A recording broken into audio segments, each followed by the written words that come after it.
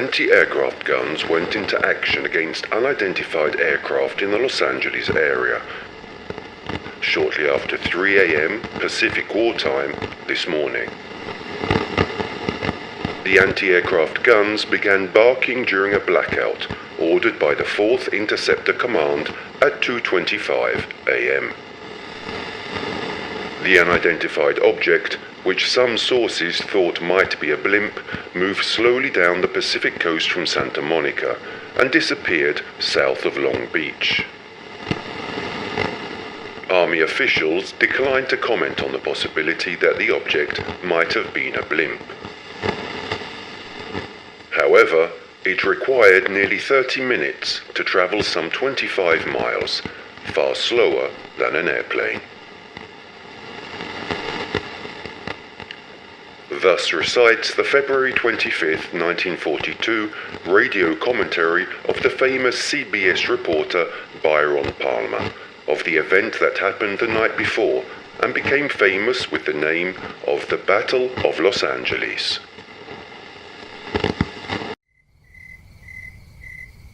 The Battle of Los Angeles. This was the name given by contemporary news agencies to the sighting of one or more unidentified flying objects which occurred between the night of February the 24th and the dawn of February the 25th, 1942.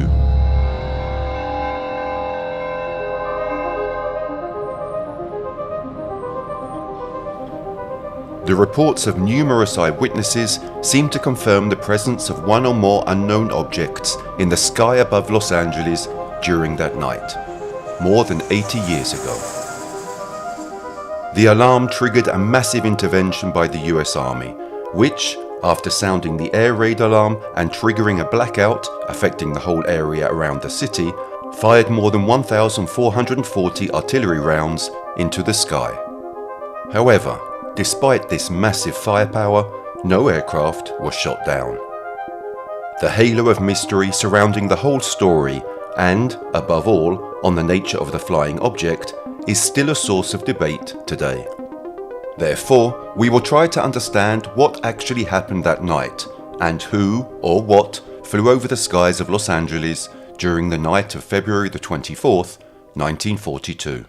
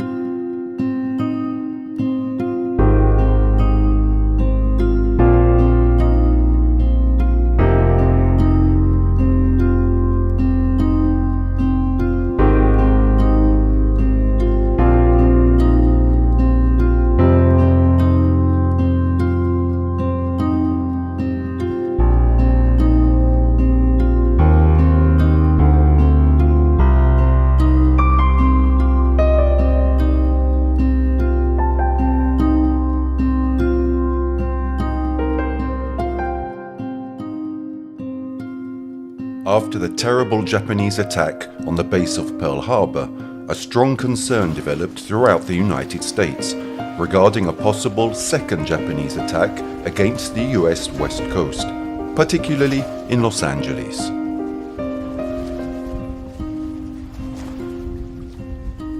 The entire Pacific coast had been heavily militarized, with the installation of anti-aircraft positions and the execution of periodic, mainly nighttime exercises, the darkening of cities at night in order to make any targets of attacks less visible, and the involvement of civilians in the civil defense program, with the dissemination of a series of safety rules that the population would have followed in the event of an enemy attack.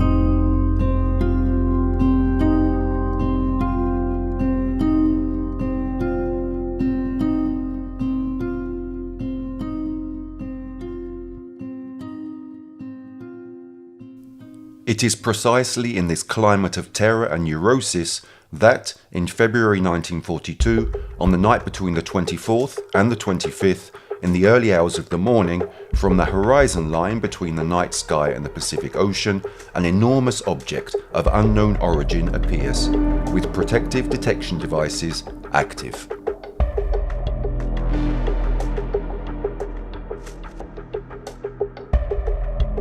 The object continues its trajectory eastward towards the city of Los Angeles at a very high speed, skimming over the water. 120 miles away from the City of Angels, the object detects the electronic probes of the Army's long-range listening apparatus and withdraws its protection shields, reducing speed and veering suddenly towards Point Dume, about 50 miles away from downtown Los Angeles.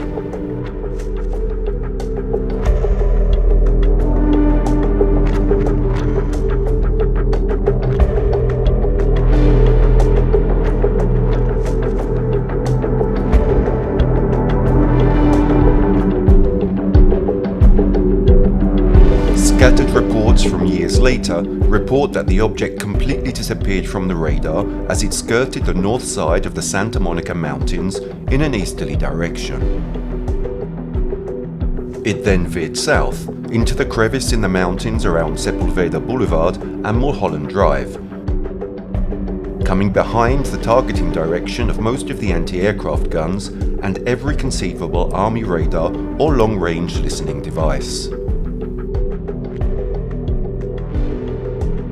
Continuing its steep ascent of the Santa Monica Mountains, the object curved slightly to the east, well above the 511-foot elevation of Baldwin Hills, in what appeared to be, for all intents and purposes, an effort to stay away from all potential aircraft and associated armaments at Los Angeles Mines Field Airport, today's LAX.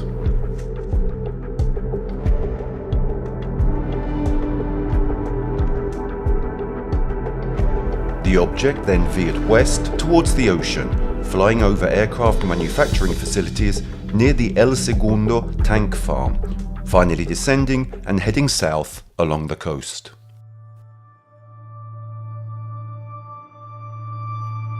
A carpenter in civilian life who enlisted in the US Navy together with his partner Tom Shaw after the attack on Pearl Harbor. After leaving the Navy, he became a builder of Ford flathead motorboats with wooden hulls. The Navy sent him to Point Hueneme and Point Mugu, near Ventura, California, to help with the early stages of construction of the naval facilities that were being built there. Is William Bill Stout. During this time, he met and began dating a young woman who lived in a rather isolated section of the mountains east of Hueneme, not far from Paramount Ranch,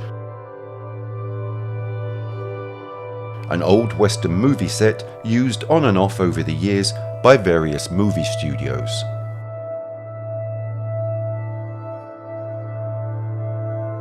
Late one evening, after meeting the woman, he was returning to base to make sure he didn't miss the morning muster when, on a small road that climbed towards the city of Agoura, his car had a flat tire.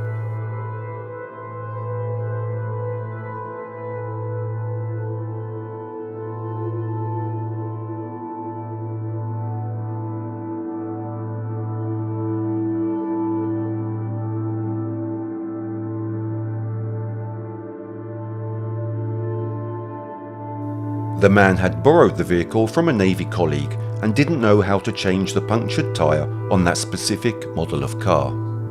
Also, he was on a dark road, at night, with no flashlight.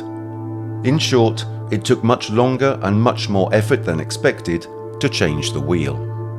After changing the tyre, despite the cold, the late hour, his tiredness and the dirt, he sat by the roadside, lit a cigarette and leaned against the tall weeds to rest his back for a few minutes. As he did so, a gigantic object, a huge mass flying not much higher than the treetops, making no sound but obscuring much of the night sky and the stars, passed slowly overhead, curving east after emerging from the southwest.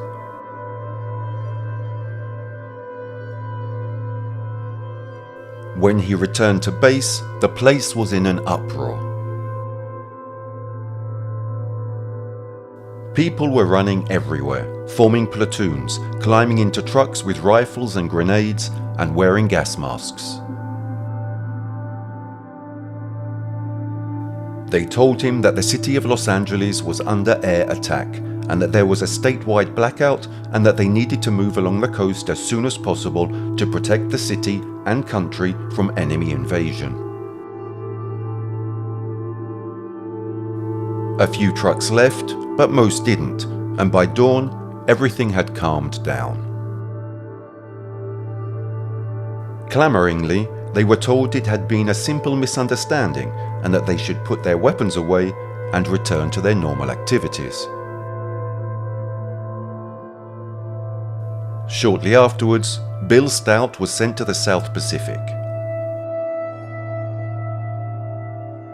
He didn't tell anyone about what happened, and, with the end of the war and the passage of time, he forgot almost everything about it.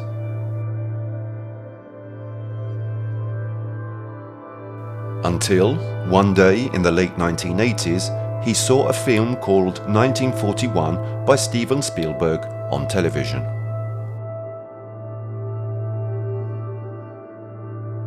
Although essentially a comedy, in the film the California coast was attacked by a Japanese submarine, and the resulting outcome, except for the giant airborne object, was very similar to what he began to remember about his experience of February 1942.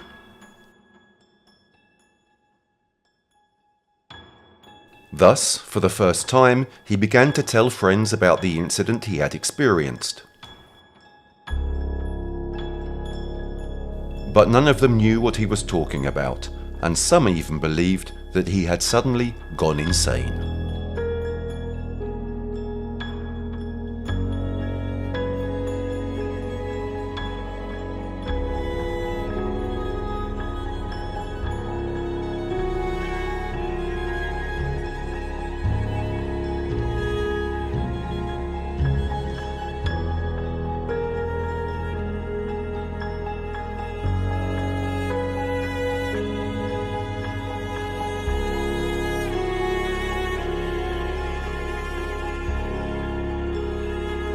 Yet the man continued to talk about that night, adding more and more details to his story.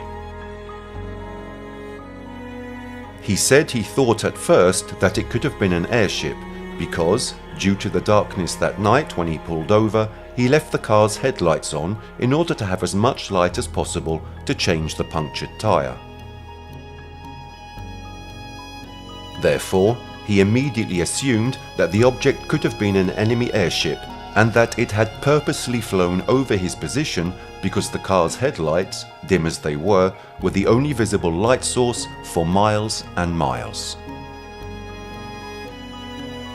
But the airship theory soon crumbled in William's mind when he realized the real size of the object.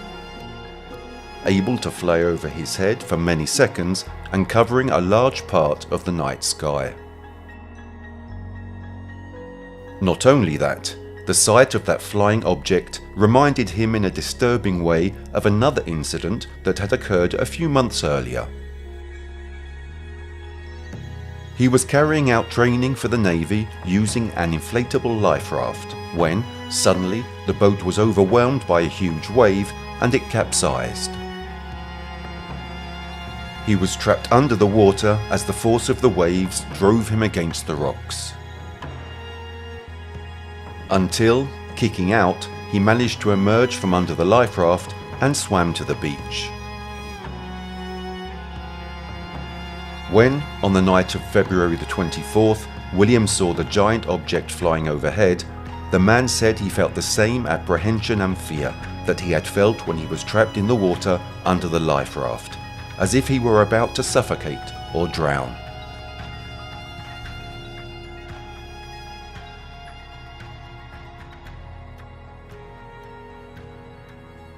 Now, let's return to that fateful night between February the 24th and 25th, 1942.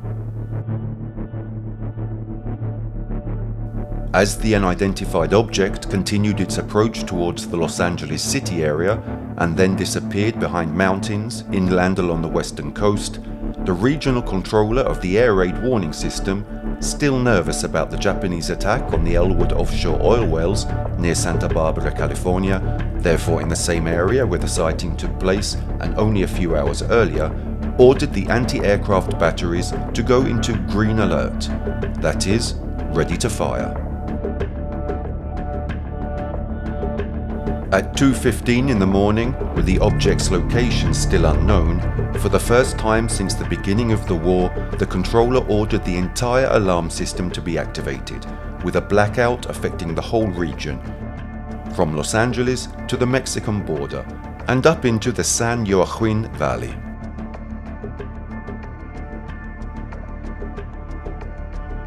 However, despite these measures and despite everything that happened in the following hours, people still wonder today why US planes weren't ordered to stop the object during its approach.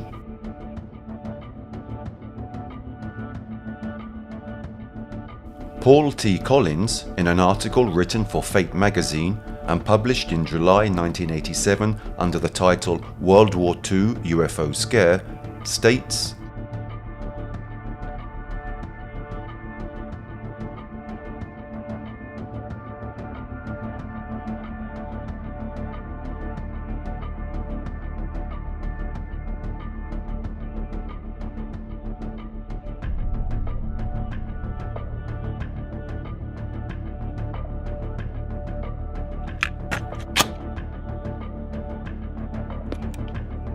after the Elwood incident had alerted all the West Coast defense posts to possible repeat attacks, these units were sensitive to anticipated invasion attempts. By Wednesday morning, in the Los Angeles area, they were ready to open fire on a boy's kite if it in any way resembled a plane or balloon. Secretary of War Henry Stimson commended the 37th Artillery Division for this attitude. "It is better to be a little too alert than not alert enough," he said. At the same time, he delicately suggested that it might have been a good idea to send some of our planes up to identify the invading aircraft before shooting at them.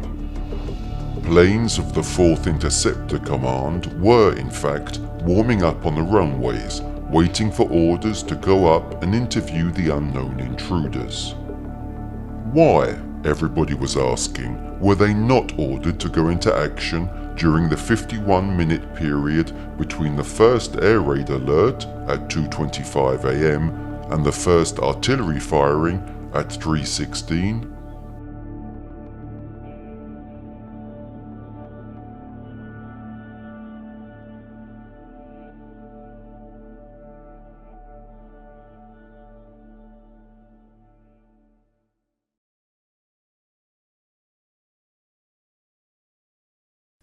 In 1983, the US Government Printing Office published a multi-volume set entitled The Army Air Forces in World War II, edited by Wesley Frank Craven and James Leah Cate.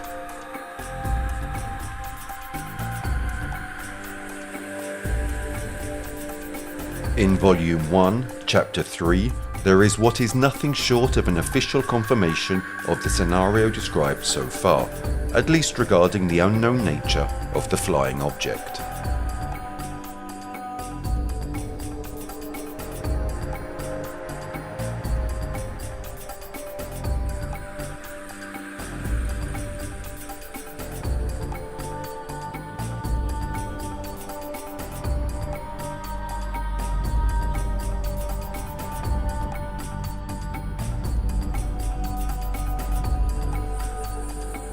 Radars picked up an unidentified target 120 miles west of Los Angeles.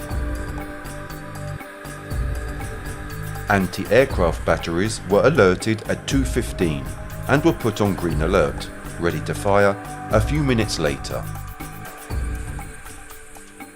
The AAF kept its pursuit planes on the ground, preferring to await indications of the scale and direction of any attack before committing its limited fighter force. Radars tracked the approaching target to within a few miles of the coast, and at 2:21 the regional controller ordered a blackout.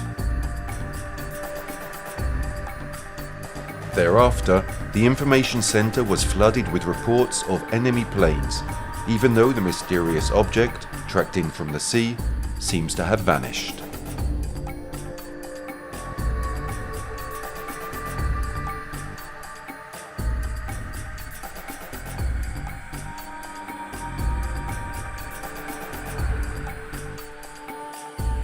The site that would have first picked up the object belonged to one of the secret radar sites hidden in the cliffs and hills of the California coast for the protection of Los Angeles. Given the secretive nature of these sites, its exact location is not known. However, it is assumed that the site was along a cliffside lookout between Point Sal and Point Purisima, within a radius of 25 kilometers between the towns of Santa Maria and Lompoc. The site possessed an SCR-268 radar system, with a clean, unobstructed scan out into the open Pacific.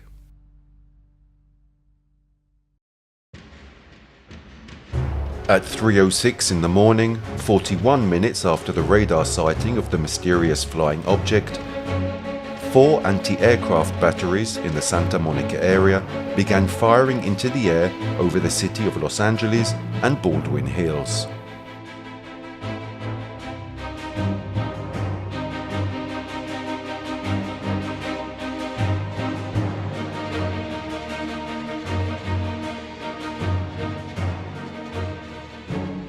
Suddenly, the sky above Los Angeles exploded like a volcano.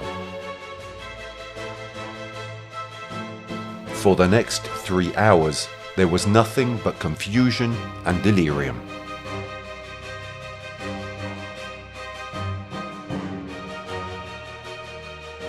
However, whatever the flying object was, it did not react to the fire of the US Army, and, above all, despite the fact that about 1,440 shells of anti-aircraft ammunition had been fired, it did not seem to suffer any damage, managing to disappear completely.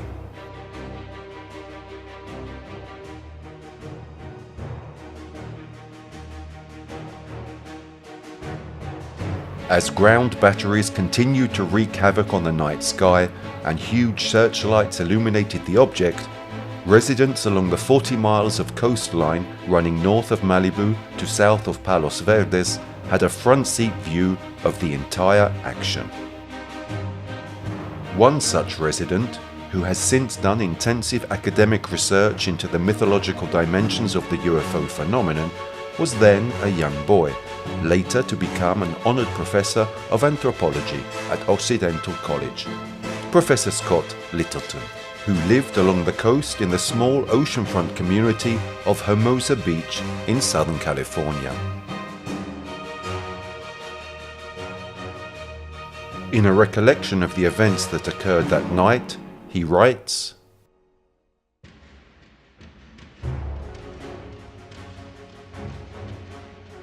I was an eyewitness to the events of that unforgettable February morning, February the 25th, 1942. I was 8 years old at the time, and my parents lived at 2500 Strand in Hermosa Beach, right on the beach. We therefore had a grandstand seat. While my father went about his air raid warden duties, my late mother and I watched the glowing object, which was caught in the glare of searchlights from Palos Verdes and surrounded by the puffs of ineffectual anti-aircraft fire as it slowly flew across the ocean from northwest to southeast. It headed inland over Redondo Beach, a couple of miles to the south of our vantage point, and eventually disappeared over the eastern end of the Palos Verdes hills, what today is called Rancho Palos Verdes. The whole incident lasted, at least from our perspective, about half an hour, although we didn't time it. Like other kids in the neighborhood, I spent the next morning picking up pieces of shrapnel on the beach. Indeed, it's a wonder more people weren't injured. In any case, I don't recall seeing any truly discernible configuration, just a small, glowing, slightly oval-shaped blob of light. A single blob. We only saw one object, not several, as some witnesses later reported. At the time, we were convinced it was a Jap reconnaissance plane and that LA might be due for a major air raid in the near future. Remember, this was less than 3 months after Pearl Harbor. Later, after the war ended, we all expected the government or the military to tell us what was really up there that night, but that never happened.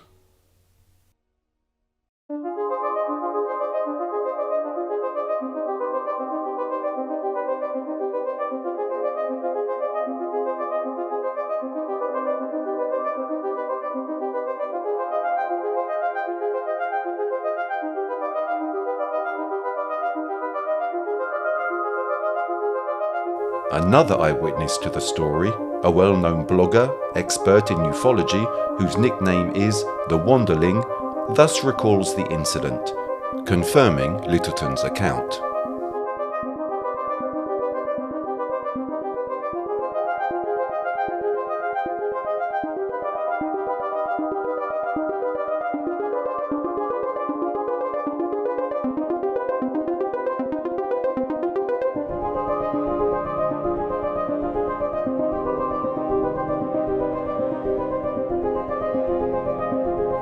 My father got up that night when the sirens went off, quickly donning all his anti-aircraft sentry gear and ran out, while my mother and I followed close behind.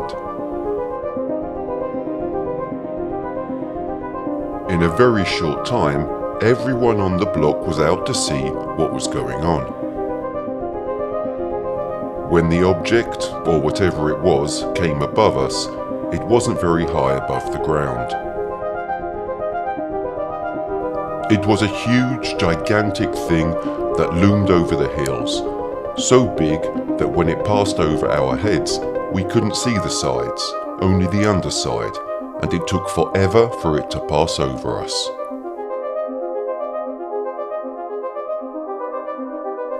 When it passed over our house, because it was so low, my father thought it was going to land. In those days, a few miles southeast of us was the Lomita airstrip, along with the remains of a dry lake, and my father assumed it was headed there. So, my father and some neighbours, some of them armed with handguns and shotguns, got into a couple of cars and set down old Sepulveda Boulevard in its pursuit. The object continued south-southeast, gaining speed and altitude. Eventually, the object exited Long Beach and headed south along the California coast towards Huntington Beach, disappearing from our eyes altogether.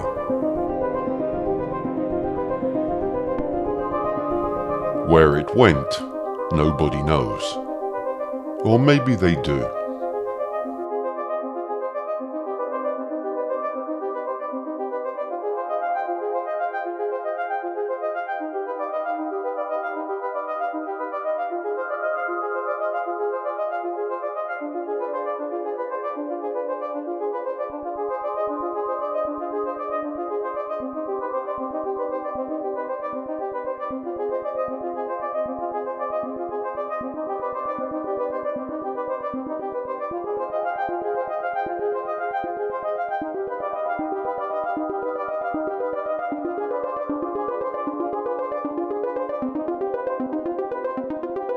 Although the object had flown over the heads of hundreds of witnesses that night, hardly anyone could discern its actual shape.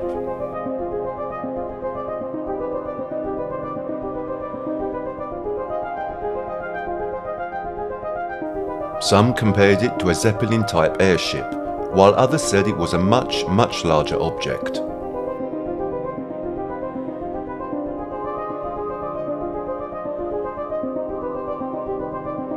Littleton, together with Frank Warren, a highly competent collaborator in the field of UFOs and editor of the UFO Chronicles magazine, using a form of triangulation, calculated an estimate of the real size of the object.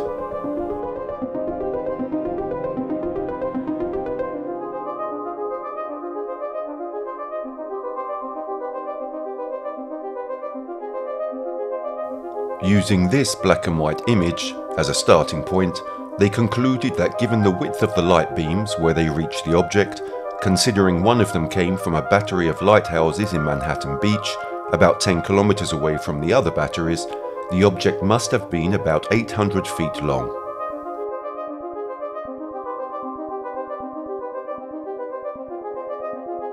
Much larger than a Zeppelin airship.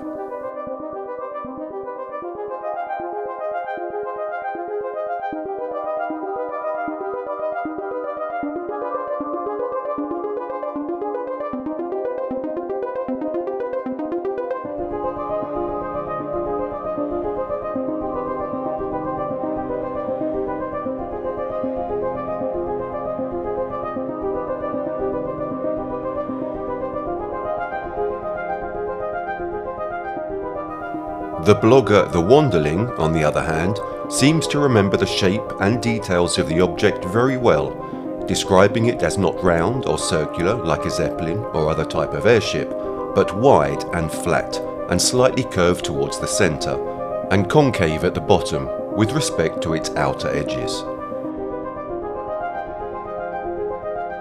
Furthermore, it bore no signs, hieroglyphic writing, insignia or numbers, terrestrial or otherwise. There were no openings, windows, portholes, hatches, seams or lights.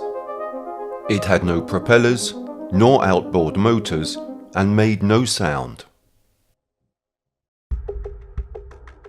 It didn't even have wheels, wings, fins or stabilizers, although, as the blogger reports, it was able to climb and descend in altitude, pick up and gain speed immediately, and go so slow that it barely moved. After all, it took more than 30 minutes to travel the approximately 20 miles from Baldwin Hills to the ocean to Redondo Beach. In fact, when the Wanderling's father, along with his neighbours, tried to follow the object, it accelerated to a rather high speed, so much so that their cars could not keep up with it.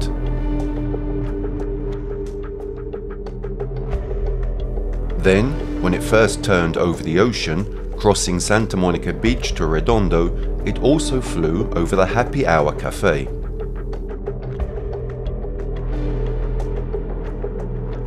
Fifi Malouf, an attractive lady who owned the apartments around the cafe, well known and esteemed by most of the men who lived around the area, was interviewed a few days later by the local newspapers.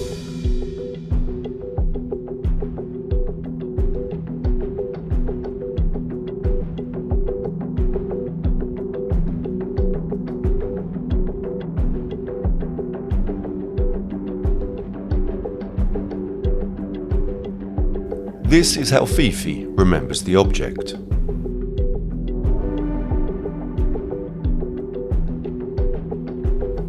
That night, a huge, giant object, as big as a locomotive, came in off the ocean and flew right over the top of the Happy Hour Cafe and the apartments.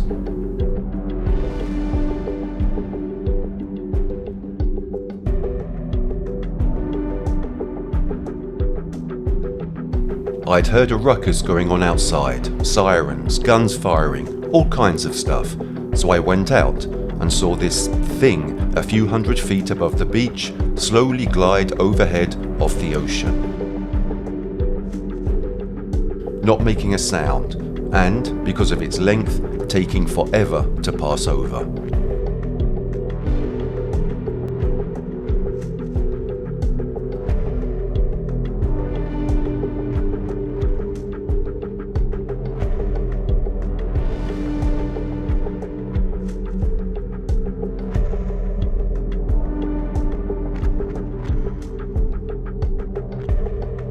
As far as the rear of the aircraft is concerned, it does not emerge from the witness accounts that it had any exhaust or thrust openings similar to those of a rocket.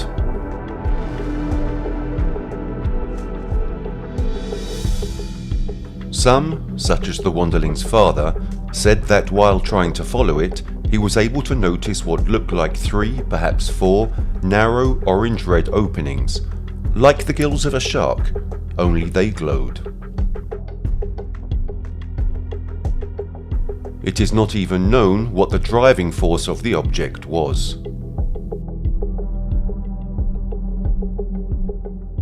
Although its size was compared to that of a Zeppelin, it didn't behave like one. Zeppelins are lighter than air machines, and when you look at one, it seems that it is floating in the air rather than flying. Instead, the aircraft in question looked more like a warship and was perceived to be much heavier than an airship. Not only that, but the object made no sound. This is undoubtedly a strange and fascinating element of the whole story, because almost all the vehicles we see moving, and which are of a certain size, locomotives, planes, ships, make a lot of noise. Furthermore, another thing that stood out about the object, again according to the Wanderling, was that it left behind a very slight but distinct smell. If any of you have ever owned an electric train, say a Lionel, you will have noticed the smell that the transformer gives off over a long period of use. Well, after the huge flying object passed over my head, the air smelled very similar to the one I described. Furthermore, for me, what I remember most, even today, is the sadness of that object.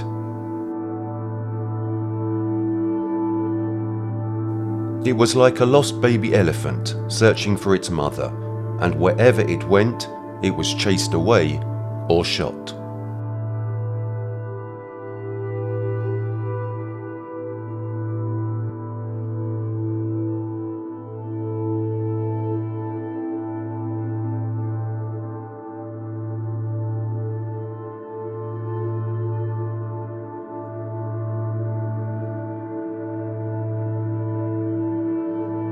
So far, we have described the facts and collected the most important and detailed testimonies of the whole affair. Yet, it doesn't end here. We will now present the witness testimony of another spectator of the events of that night, an exceptional spectator, Albert Nosaki. Oscar-nominated art director who was responsible for the memorable design of the alien spacecraft in the 1953 film War of the Worlds. Born in Japan, Nosaki moved to the United States when he was about 3 years old with his family, who settled down in Los Angeles. Nosaki earned a bachelor's degree in architecture from the University of Southern California in 1933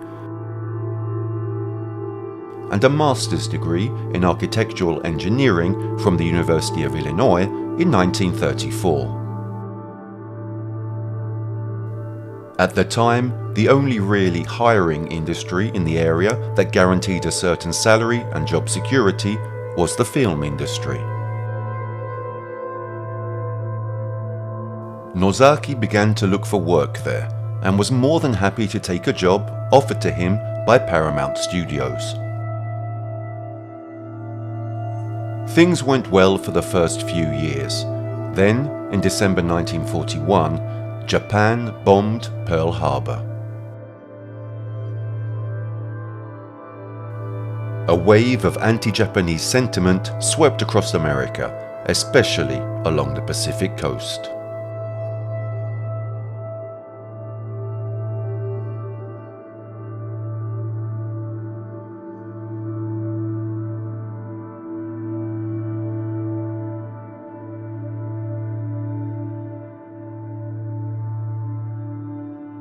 Feelings of hatred and distrust that became even more acute after the events of the Battle of Los Angeles.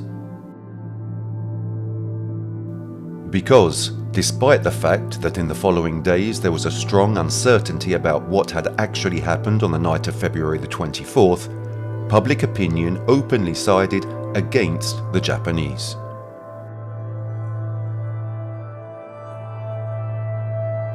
The combined effects of the bombing of Elwood oil field and the Great Los Angeles air raid caused widespread fear among Southern Californians, leading to extreme, misguided and racist reactions. Letters began to arrive at the California governor's office demanding the removal of Japanese Americans. Even the Speaker of the California Assembly, Gordon Garland, declared that these two events served to make us understand the danger of the continued presence of Japanese in American territory. At that point, President Roosevelt, who had apparently forgotten his own words, "The only thing we have to fear is fear itself," spoken just a decade earlier, issued Executive Order 9066, which authorized the military to define the entire West Coast as a military area and the permanent internment of more than 100,000 Japanese Americans. Although the order was issued a few days earlier, on February the 19th, the forced internment of Japanese Americans began in earnest in the spring of 1942, no doubt accelerated by public outrage over the Elwood attack and the Los Angeles air raid.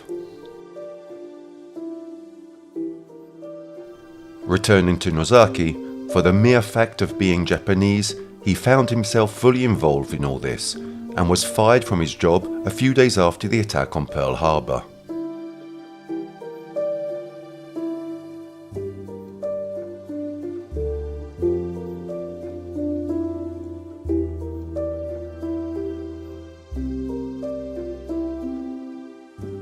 Out of work, Nozaki began to earn a living as a night watchman for the fields of Japanese farmers who lived nearby.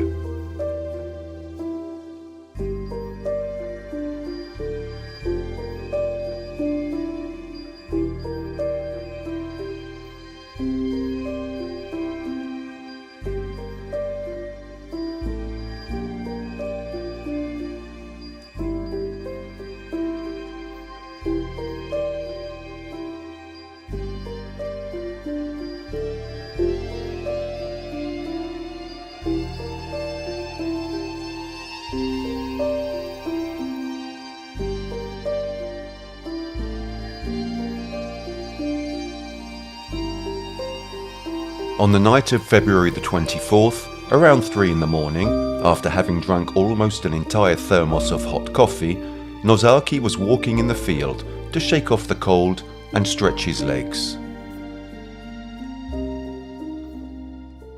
He noticed that whereas there had previously been a faint glow of city lights on the horizon, mostly from Los Angeles a few miles to the west, it was now eerily dark.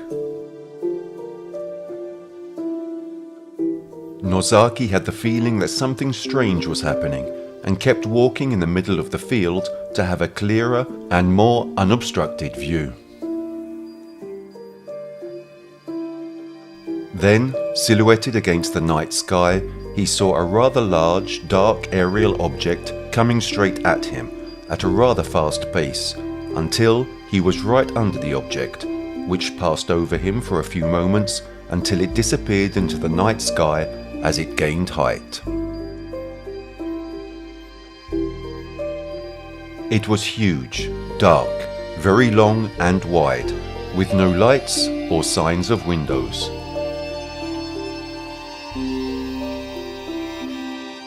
While it didn't have protruding wings like an airplane, the outer edges of the object curved ominously downward. Furthermore, other than feeling a slight vibration in his chest as it passed over him, the object made no sound.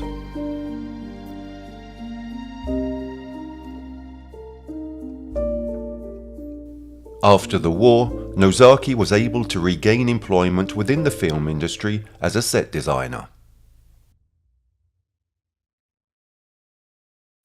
Up until then, the alien spaceships featured in science fiction films of the time were quite similar to each other and were, trivially, modifications of V-2 rockets or flying saucer-like contraptions.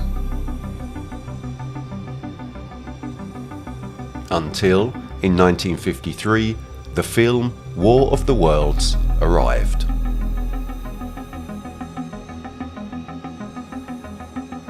The film is considered by many insiders to be a cornerstone of the genre, a film that inspired science fiction films in the following years.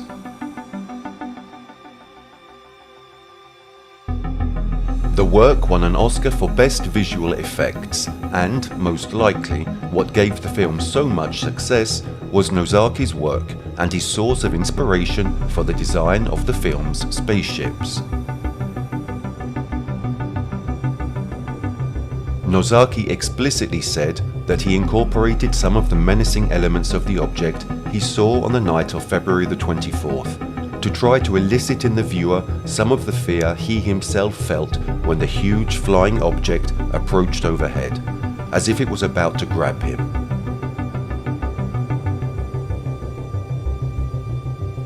Just as he wanted to recreate the way the object mysteriously remained in the air, apparently with some kind of technology or power that man did not possess.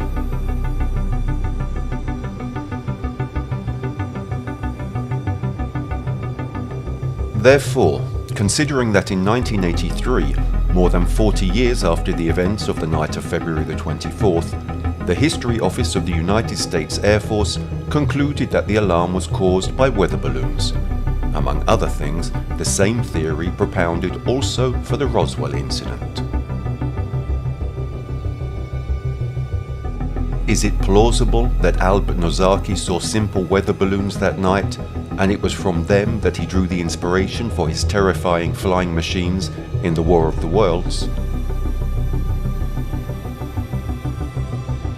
The witness testimonies reported and analysed up to now are not only the most detailed, but also those most consistent with the true, demonstrable facts of what happened on the night of February the 24th, 1942.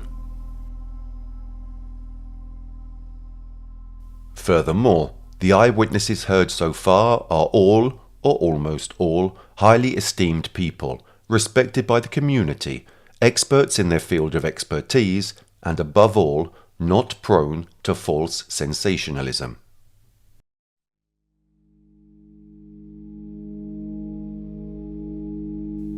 What has been said acquires even greater strength and relevance if we compare the testimonies reported here with those immediately following the incident and reported in a local Los Angeles newspaper in its February 26th edition, in an article entitled "The Attack on Los Angeles." It reports confusion and disagreement.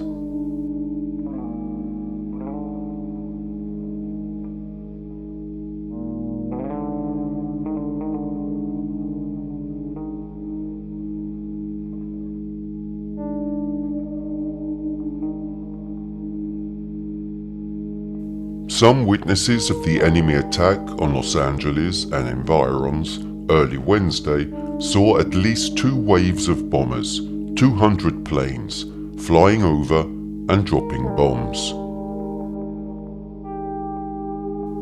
Other witnesses saw only 1 wave of planes, and they couldn't be certain whether they were Japanese or American craft. Still others who watched the spectacle, if it can be called that, sighted no planes in the glare of the Army's searchlights. A number, however, reported seeing something that looked like a giant butterfly. It might have been a blimp, they said. At least one Reno resident received a telegram from a Los Angeles relative that bombs are dropping everywhere. One alleged witness saw at least one plane shot down by the anti-aircraft barrage. Most or all of these versions were carried yesterday morning in radio broadcasts. Some of the radio reports failed to explain that there was no official confirmation of an attack. They carried the numerous and varied conflicting reports of jittery Los Angeles citizens as if they were facts. The result, of course, was unnecessary panic. The radio broadcasters should be more discreet on such occasions. They should exercise the utmost care to impress upon their radio listeners the source of their reports. The broadcasters had a partial alibi on this occasion, however, given that the Secretary of War and the Secretary of the Navy still can't agree on the necessity for the Los Angeles alarm or what actually happened that night.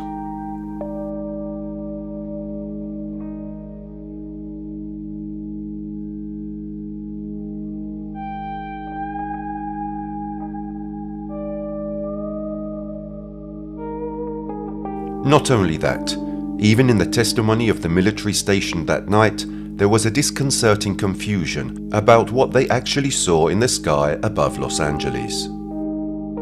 In this regard, we will report the direct testimonies collected from an internal investigation requested by Colonel Phillips, head of the Los Angeles Coast Anti-Aircraft Command Headquarters. An exhaustive investigation at the brigade headquarters, which lasted from noon to 5:15 p.m, uncovered some interesting but very conflicting testimonies. Some examples of these observations were as follows. Colonel Henry C. Davis, executive officer and acting commander of the 37th Brigade, believed for a moment that he saw 10 to 15 planes over Inglewood, but then immediately assumed that it was smoke drifting from the towers of the refinery not far from his position. Lieutenant Buchanan saw 20 to 30 planes over the city from the roof of his hotel at 8th and Flower. He estimated they were at 20,000 feet and flying at 150 miles per hour. 3 guards who were with him at the time saw them in the spotlight and could hear their engines, but could not see them clearly. Several soldiers testified to the presence of about 7 to 8 planes, which they saw flying very high, and which looked like birds when they ended up in the beams of the searchlights. Colonel Watson of the 203rd California Regiment saw a weather balloon at 3 a.m. He immediately called the meteorological laboratory and discovered that they had in fact recently sent up a weather balloon, and therefore ordered the units of his command not to fire. He didn't see any planes. Also at 3 a.m, Captain Mulder, another member of the 203rd California Army Regiment, saw an object that looked like a weather balloon reflected in the lights, and, despite this, began shooting at it at an altitude between 0 and 9,000 feet. Captain Cohen of the 214th Regiment also identified the object as a weather balloon when illuminated by searchlights. However, none of the SCR-268 radars in operation detected it, despite assiduous searching. Captain Bailey of the 214th CA searched with his SCR-268 at the crossing of the searchlights, but got no results. Sergeant Bowman, also of the 214th Regiment, at 3:10 am saw 5 aircraft with the naked eye from 310 San Diego Street. They look like bombers at 30,000 feet, flying in a wedge and then a T formation. Lieutenant Niles, stationed southeast of Los Angeles, with his binoculars, saw a V drawn in the sky by the flight trails of 3 planes flying at 9,000 feet along 2 different flight paths. Lieutenant Head of the 122nd Regiment also saw a V formation from the wake of 3 aircraft at 9,000 feet, but his SCR-268 radar systems picked up nothing. Lieutenant Anderson of the 78th Regiment at the Douglas plant in Long Beach saw an aircraft through his scope at 3:25 am, and his elevation finder read 6,725 yards. A few minutes later, he saw 3 planes through his binoculars flying at the same height. Lieutenant Ben Dixon of the 122nd Regiment and 2 of his men counted 14 planes flying slowly at a high altitude. Private Gayler of Battery B of the 122nd Regiment also saw a V formation, however caused by the flight of 5 aircraft, and he and the entire battery were ordered to shoot at them. Captain Hyde of the 3rd Regiment, Port Defences, at 4:15 am even saw 2 groups of 6 aircraft each. As one can imagine, from the testimonies just reported, only confusion and total discord emerge, even among the members of the army directly involved in the battle, belonging to different regiments or even the same regiment. Therefore, one wonders, do these testimonies really report what the military observed that night? Or was the investigation designed to confuse the entire US population, thus contributing to a distorted narrative of what actually happened on the night of February the 24th, 1942? In fact, regarding this, and again quoting the set published in 1983 by the press office of the United States government entitled "The Army Air Forces in World War II", we can read how attempts to arrive at an explanation of the event soon became as twisted and mysterious as the battle itself. The Navy immediately insisted that there was no evidence of enemy aircraft, and Secretary Knox announced in a February 25th press conference that the raid was a false alarm. In the same conference, however, he admitted that attacks were always possible and indicated that vital industries located along the coast should be moved inland.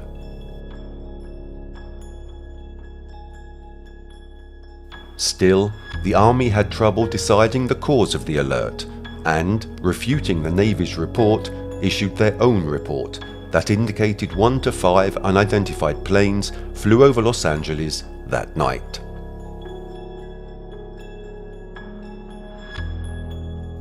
Secretary Stimson heralded this conclusion as the War Department version and put forward 2 theories to explain the mysterious aircraft.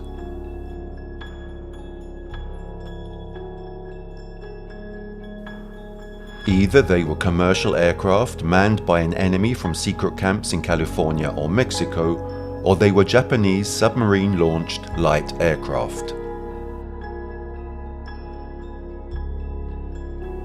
In both cases, according to the Army, the enemy's aim must have been to locate anti-aircraft defenses in the area, or to strike a blow to civilian morale.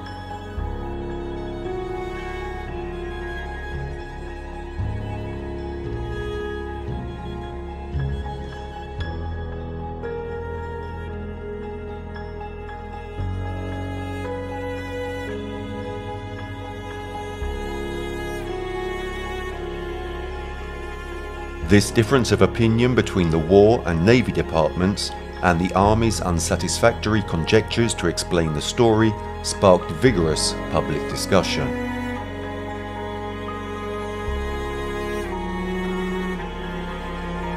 A scathing op-ed published in the Washington Post on February the 27th called the handling of the Los Angeles episode a recipe for public ill humor.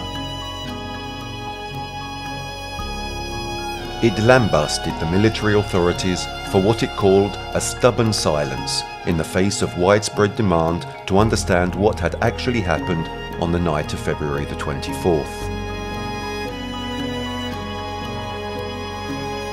The op-ed also suggested that the Army's theory that commercial aircraft triggered the alert explains everything, except where the planes came from, where they were going, and why no American planes were sent to pursue them.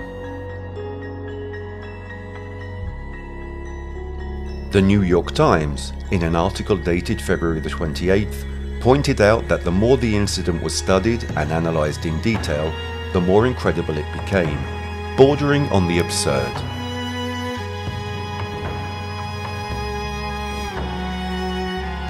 If the batteries were firing at nothing, as Secretary Knox implies, this would have meant that the Army was guilty of gross and also very costly incompetence. Whereas, if the anti-aircraft batteries were actually firing at real enemy aircraft, as Secretary Stimson states, why were these shots completely ineffective? Why didn't any American planes take off to engage them or even identify them? Furthermore, at the end of the war, the Japanese declared they had not sent aircraft to the California area at the time of the alarm.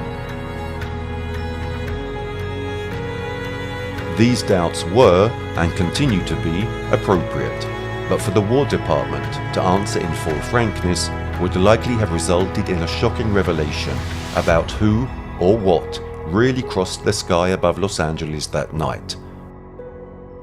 A revelation that perhaps, according to the US government, the Americans and people of the world were not yet ready to hear. In this regard, in conclusion to the first part of this documentary that relates to the events in Los Angeles that took place on the night of February the 24th, 1942, we must report the testimony, albeit not direct, of the well-known professor, astronomer and meteorite hunter, Dr. Lincoln La Paz, who had a history of thousands and thousands of hours of scientific observation of celestial objects. During World War II, while on leave from Ohio State, Professor La Paz served as a research mathematician at the New Mexico Proving Grounds and as technical director of the Military Operations Analysis Section for the 2nd Air Force. The astronomer was not there the night in which the Battle of Los Angeles took place, but he was very fascinated by the stories of the witnesses of that night, especially in reference to the size of the object, considering that most of the UFO sighting phenomena up to that moment referred to small objects, more similar to flying saucers rather than airships.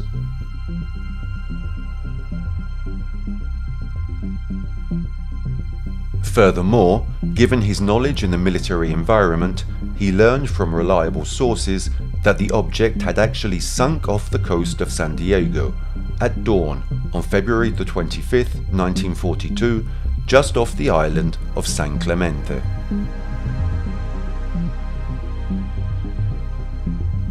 Yet, sometime later, he himself denied this theory, because, thanks to the brilliant services he offered during the Second World War, he was able to access top-secret, classified documents. One of these was about a covert United States Navy deep-sea recovery operation of an apparently unknown object that landed off San Clemente Island, in a deep-sea trench about 78 miles west of San Diego and 63 miles south of Long Beach, on the night of February the 24th, 1942. Does this date remind you of anything?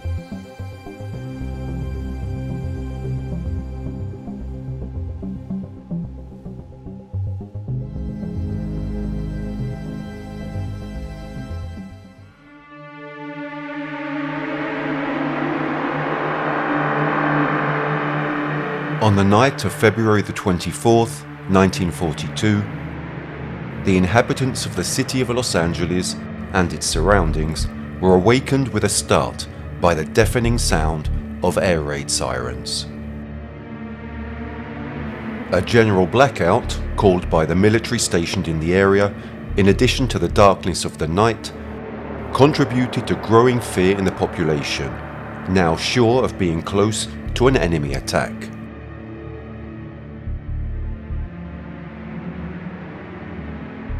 Yet, despite the fact that the US military fired over 1,400 shots into the sky over Los Angeles, there was no attack. What probably happened that February night in the Los Angeles area was the visit of an extraterrestrial civilization.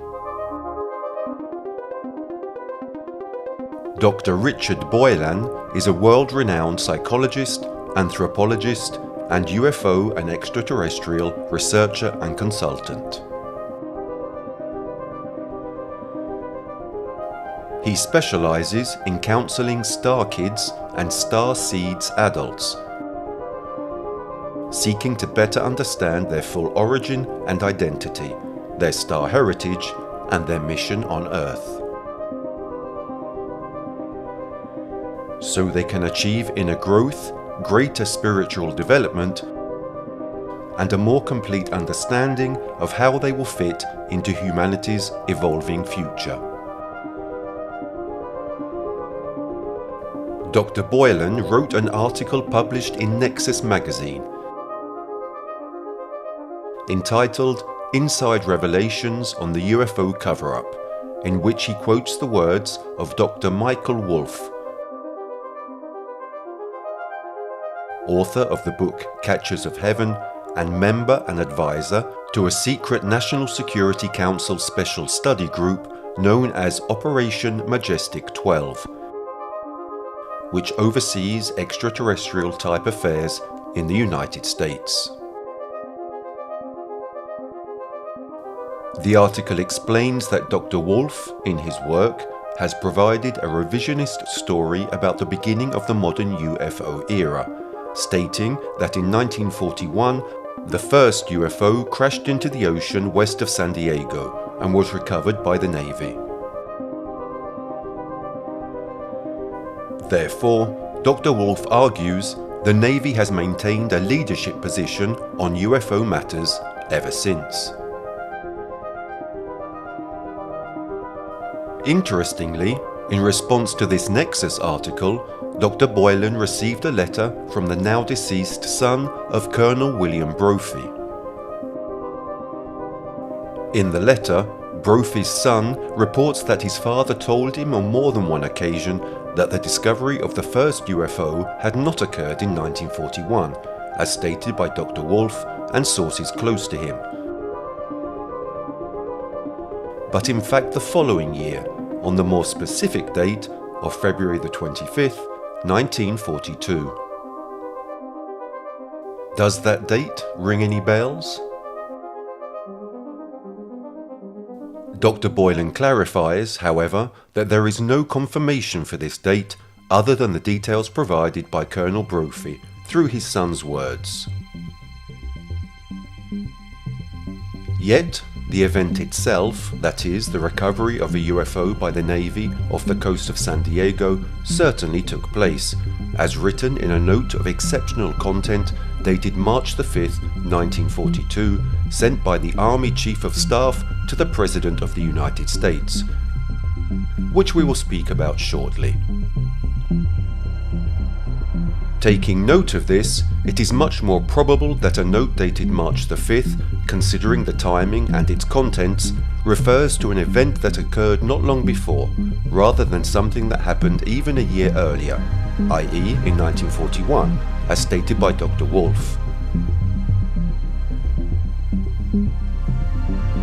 Naturally, these are conjectures, and we will leave the viewer the right to consider these conjectures plausible or more simply worthy of attention.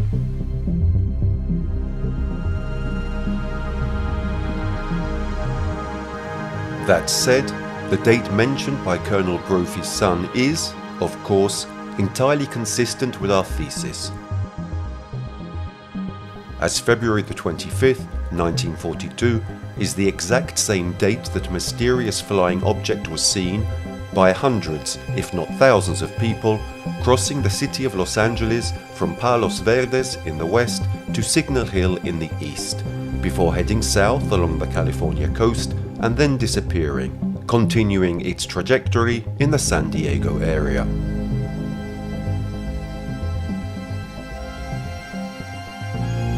If you recall, when the aircraft flew over the house of the famous blogger The Wonderling, the object was so low that his father thought it was about to land.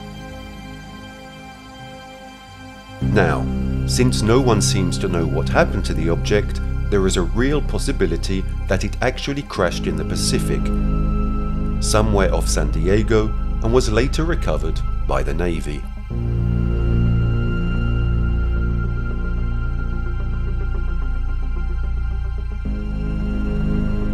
Naturally, a recovery of this type would have involved a maximum level of secrecy for all those involved.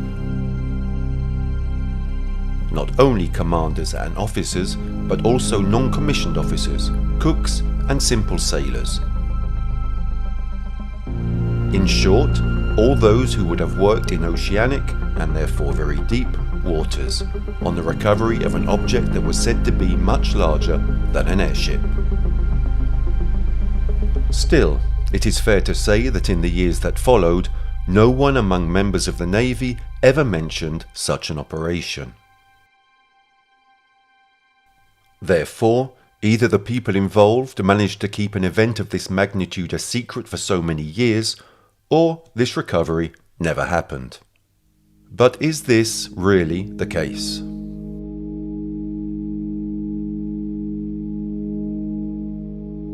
There is another theory about what happened to the object once it disappeared from radar and from the view of the inhabitants of the city of Los Angeles.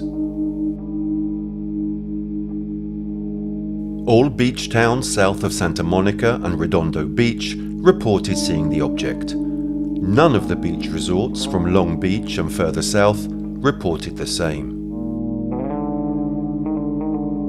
Thus, it is assumed that some distance off the coast west of Seal Beach or Sunset Beach, or possibly Huntington Beach as well, the object veered southwest and headed for San Clemente Island, which at the time was uninhabited. Moving down the coast from the north, San Clemente is the last and southernmost of the Channel Islands, located less than 50 miles off the California coast and about halfway between Long Beach and San Diego. The aircraft could have landed to assess any damage received or make some sort of repairs, and then could have taken off before anyone could intervene.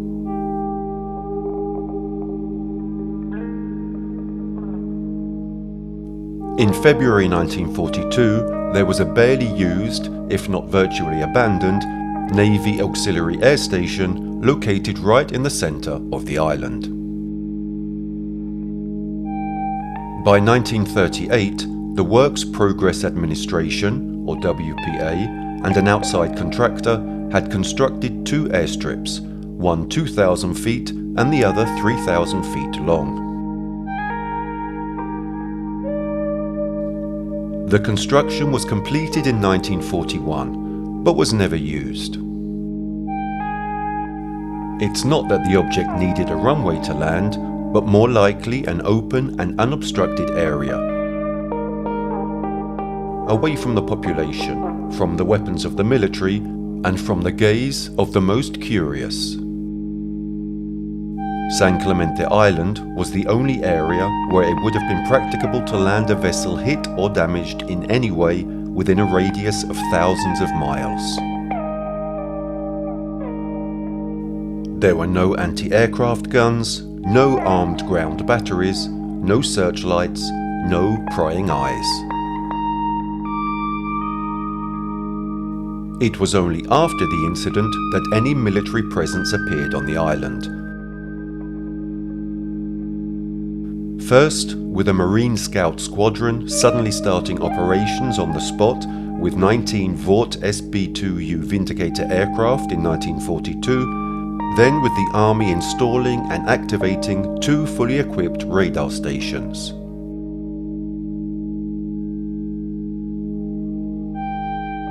In other words, by the time the object exited the Pacific south of Long Beach, heading towards the general direction of San Diego, the island was virtually uninhabited.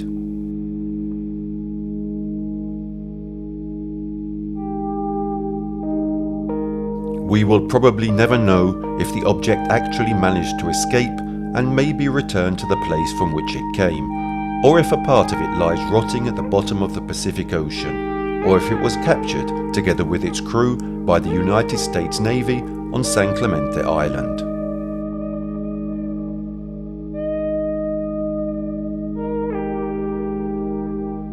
What we know for sure, however, is that only 2 days after the sighting of the object, on February the 27th, 1942, handwritten communication reached the desk of the then President of the United States, Franklin Delano Roosevelt. The communication was from General George C. Marshall, US Army Chief of Staff throughout World War II, and one of the first people involved in the atomic bombing of Japan. The note, with extraordinary content and absolutely top secret, reads as follows.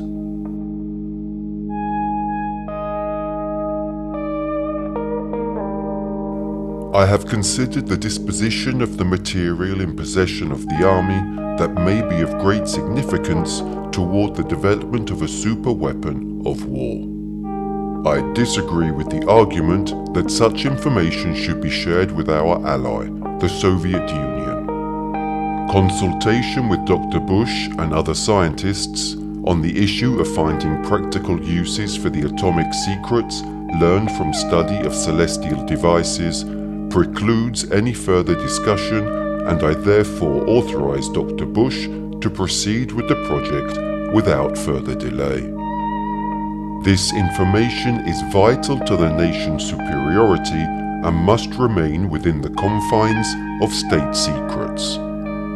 Any further discussions on the matter will be restricted to General Donovan, Dr. Bush, the Secretary of War, and yourself.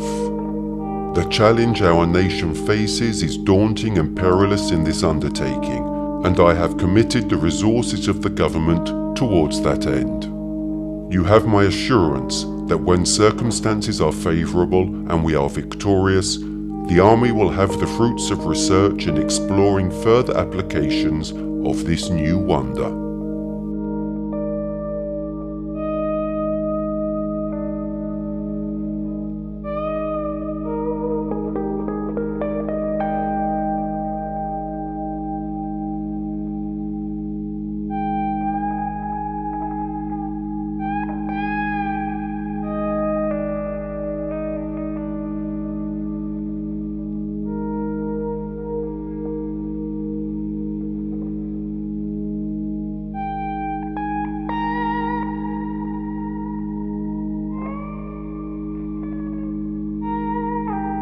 We repeat, this is an official note sent by General Marshall, Chief of Staff of the US Army, to then US President Franklin Delano Roosevelt.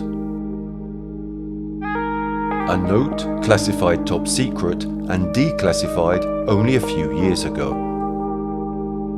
It is very interesting to note how General Marshall explicitly speaks of atomic secrets learned from the study of celestial devices, and does so only 2 days after the Los Angeles incident, with the flying object mysteriously disappearing. Could this be the same object seen on the night of February the 24th by the witnesses we have heard from so far? Of course, it is fair to ask whether in such a short period of time, just 2 days, it is possible for a human being, even with high scientific and military skills, to learn something from an object built by an extraterrestrial life form, with technologies and knowledge much more advanced and extensive than ours. However, it is also important to point out that the content of the note is not sensationalist, and indeed, from it we can perceive a certain receptive atmosphere towards UFO phenomena.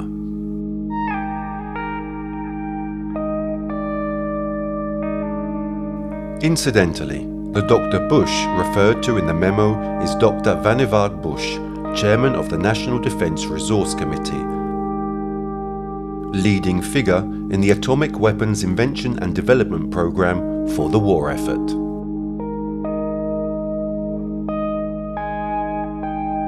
Before the outbreak of World War II, with the potential threat of hostilities between the United States and Japan appearing ever closer to reality, Roosevelt promoted the Chief of the Office of Naval Intelligence, Captain Walter C. Anderson, who had personally done extensive top-secret work cracking the Japanese code, to new commander of the battleships of the Pacific Fleet.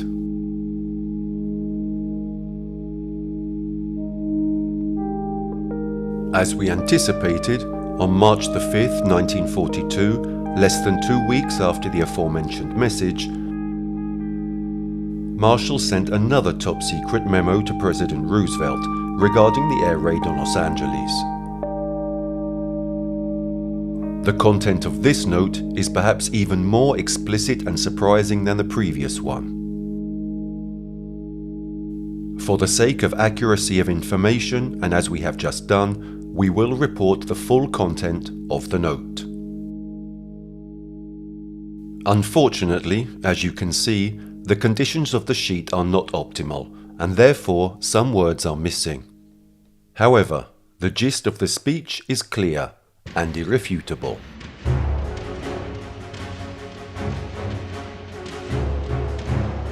As indicated in my February 25th memorandum to you regarding the air raid over Los Angeles, it has been learned by Army G2 that Rear Admiral Anderson, through the Office of Naval Intelligence, has informed the War Department of a naval recovery of an unidentified airplane off the coast of California, unlike no bearing on conventional explanation. Further investigation has revealed that the Army Air Corps also recovered a similar aircraft in the San Bernardino Mountains east of Los Angeles, which cannot be certified as conventional aircraft.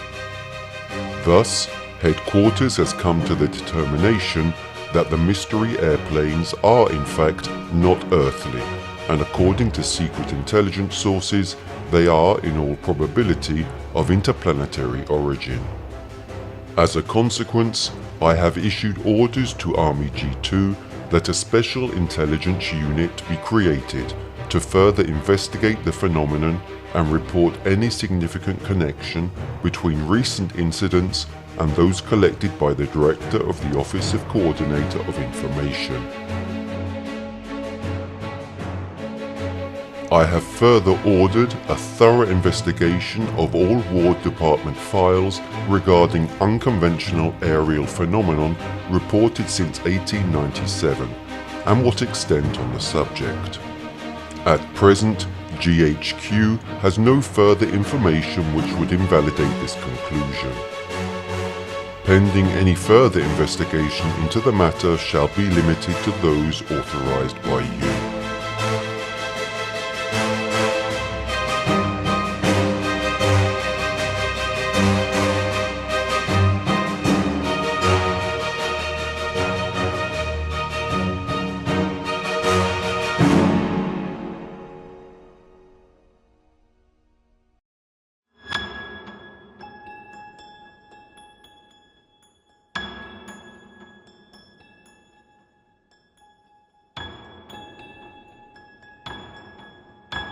Is there a clearer and more explicit confirmation than this?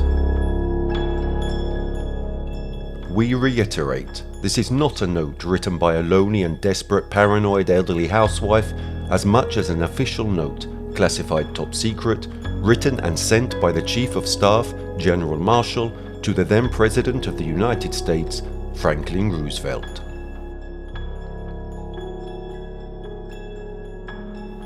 Marshall refers to his previous note by elaborating on what he had only superficially mentioned. He speaks of a naval recovery of an unidentified airplane off the California coast, where the mysterious flying object appeared to have disappeared on the night of February the 24th, which cannot be certified as a conventional aircraft. Most likely, between February the 25th, the date of the discovery, and March the 5th, the date of the note just mentioned, Marshall learned further information from the study of the aircraft, which he had already mentioned, among other things, in the note dated February the 27th. Furthermore, Marshall does not mince words or beat around the bush, and instead speaks clearly, limpidly, of planes most likely of interplanetary origin. Note that the general speaks of planes, using the plural. Yet, we have analysed the words of the Los Angeles witnesses of the events of that night, and all agree that they saw only one object of enormous dimensions. It could be that the lead vessel, in an attempt to reduce its weight, dropped a kind of safety ship or lifeboat or two, either on the island or in the Pacific, and that it was these that were located, recovered, and then studied by the military. Finally, from the note, we can learn how General Marshall speaks of the Army, referring to the military unit that dealt with the recovery, and not the Navy. Undoubtedly, the Navy was involved because it was a recovery in aquatic territory, but given that we are talking about a recovery of flying objects, these were certainly the responsibility of the Air Force.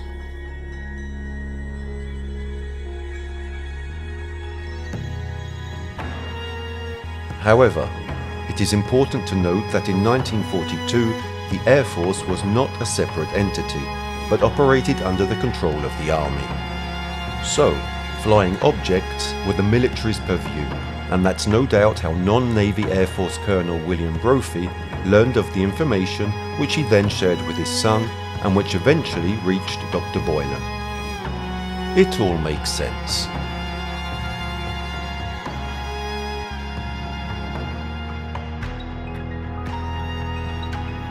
If you remember, we spoke about the absence of testimonies among the members of the Navy regarding the possible recovery of the object off the coast of San Clemente Island, and we had closed with a question, but is that really the case? As mentioned, no one, apart from Colonel Brophy's son, made any mention of such an operation. Then, in reality, we have seen how even General Marshall, in an informative note to President Roosevelt, confirms an operation to recover and study extraterrestrial aircraft. But none of these were part of the Navy military corps. Still, it is unlikely that the Navy would not be involved in an operation off the ocean coast. So, did the operation never take place? Or are Navy soldiers better able to keep a secret than Army and Air Force soldiers? To answer this question, we rely once again on the testimony of the well-known blogger, The Wonderling.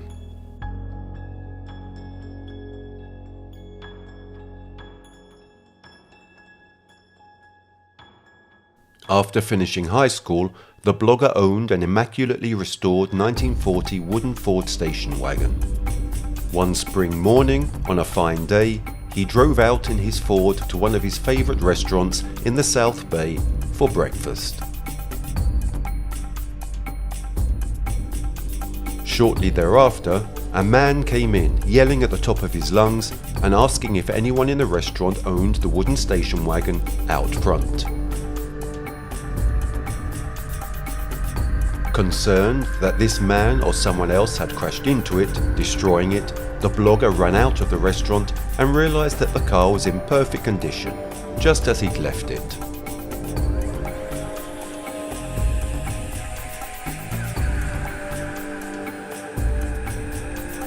The man yelling was the skipper of a yacht moored in Marina del Rey harbour. He just wanted to know who owned the classic car, and who was responsible for maintaining the wood.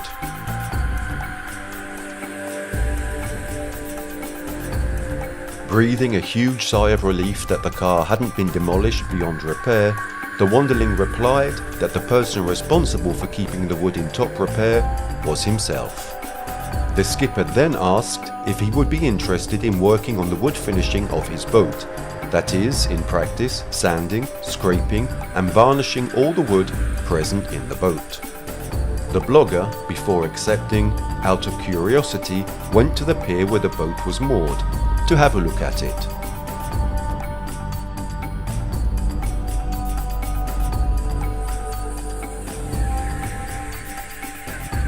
The day he was there, a young woman was walking along the dock with several small children in tow, when one of them, a very small girl who probably couldn't swim, lost her footing and slipped into the water. The little girl was about to drown and her mother started screaming like crazy.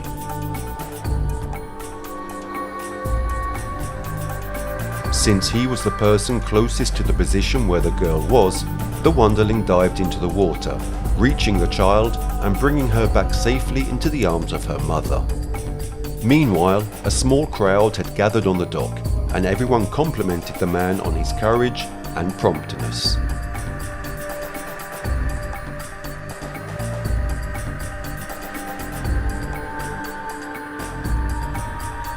Among them was a woman, Sullivan, a former swimsuit model for Rose Marie Reed. The woman owned a boat moored there in the harbour and asked the blogger if he would like to have a drink with her on her yacht, put on some dry clothes and get his breath back. The man accepted, they stayed together for a few hours, and then the woman asked him if he would be willing to participate in the party she had organised for that evening. The blogger accepted and at the appointed time and place showed up at the party.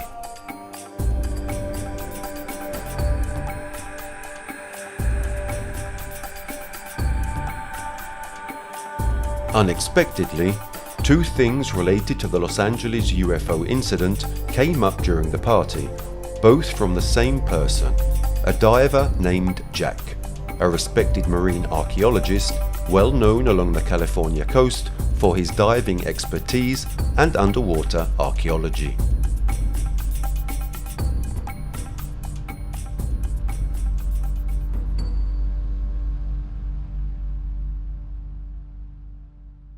The two started talking, and between one thing and another, the conversation turned to the subject of the Battle of Los Angeles. The archaeologist said that, although he hadn't been born yet at the time of the events, he had met a couple of men, former Navy soldiers, who had participated in a diving operation linked to the recovery of the object.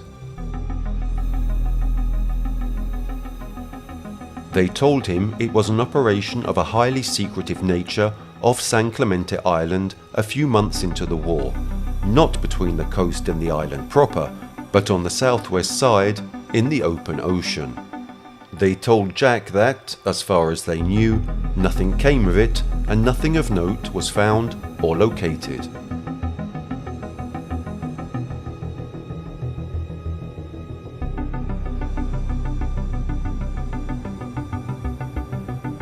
Furthermore, the dives had been carried out during the day, as was normal, in collaboration with the Navy's ARS-1 Viking rescue vessel, under a civilian contract.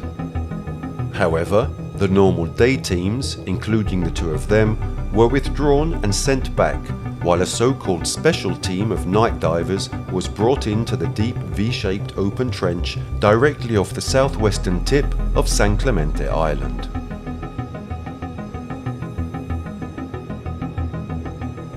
It is not known what, or if, these night divers found anything. Second, Jack said that even though San Clemente Island was now managed and controlled by the Navy, and was therefore off-limits territory, he could take the blogger to the island.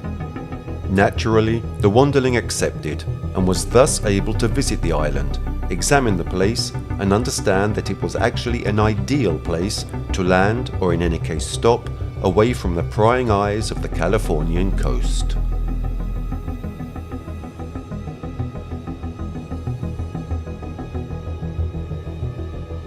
Not only that, during the conversation between the blogger and the archaeologist, a man approached the two, hearing them talk about the events of Los Angeles, saying that he too had something to say about it. His name was Bob Drake, and he was a US Navy diver, very well known and respected in Southern California during the early 1960s because he used to participate in sports car races.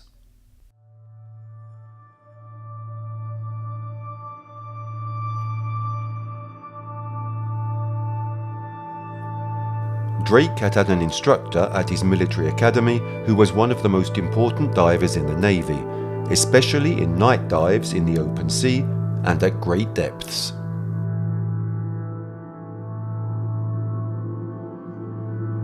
Drake informed them that the instructor gave up teaching to participate in and lead a top-secret nighttime deep-sea salvage operation off the coast of Southern California.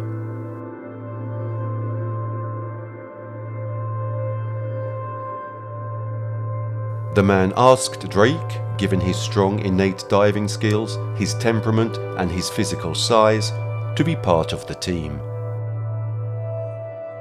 Apparently, the upper management agreed because Drake, under the obligation of secrecy, ended up being a member of that recovery team, diving off San Clemente Island in search of the unknown aerial object said to have crashed in the deep-sea trench west of the island. Drake said he barely got close to the object, but he clearly saw that something was there, and that it was definitely not a submarine or ship or land-based aircraft. Finally, he said that after that operation, he was never called to another recovery mission of that level, and that he never knew anything about the object or any other information related to that operation.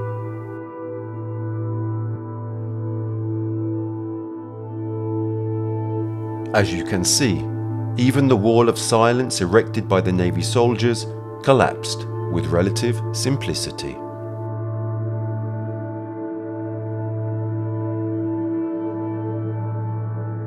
Now, in the last part of our work on the events in Los Angeles that took place between February the 24th and February the 25th, 1942, we will focus on the analysis of the military installations along the California coast and the shots fired against the no longer so mysterious flying object.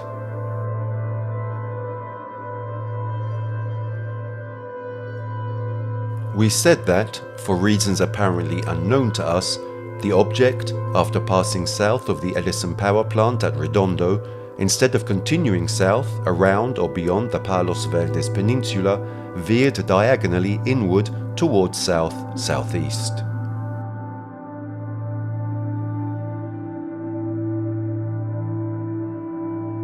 We use the expression "for unknown reasons" because we do not know why the object's direction changed. So, the question remains, why did the object suddenly decide to change course? How did it know that if it continued along the coast in the same direction, it would have met even more resistance and hostility than it had already faced? Let's try to provide an answer.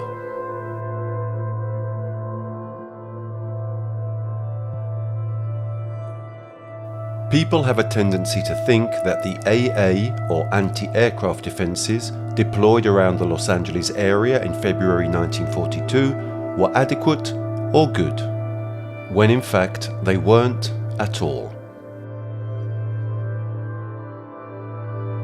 In fact, in December 1941, only 60 days before the Los Angeles event, there were only 12 guns available to protect all defence installations in the area, as documented in the book The Army Air Forces in World War II, Volume 6.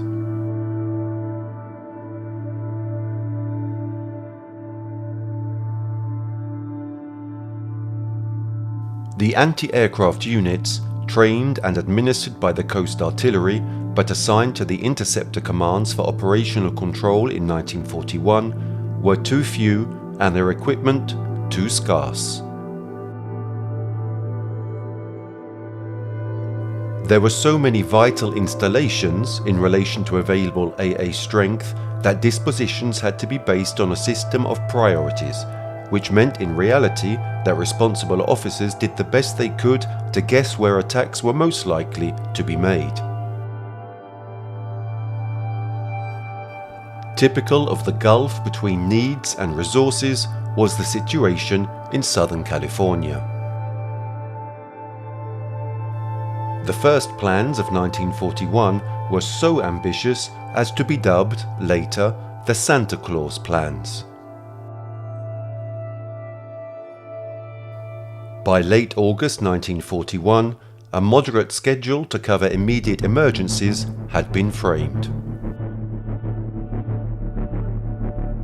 This minimum plan called for 120 3-inch guns for Los Angeles and its immediate environs, but in December there were only 12 guns on hand to protect all the defense plants of that area. For San Diego, the Army had no mobile AA strength at all to assign. The planners related later that they had done everything they could for San Diego. They had prayed that no attack would come.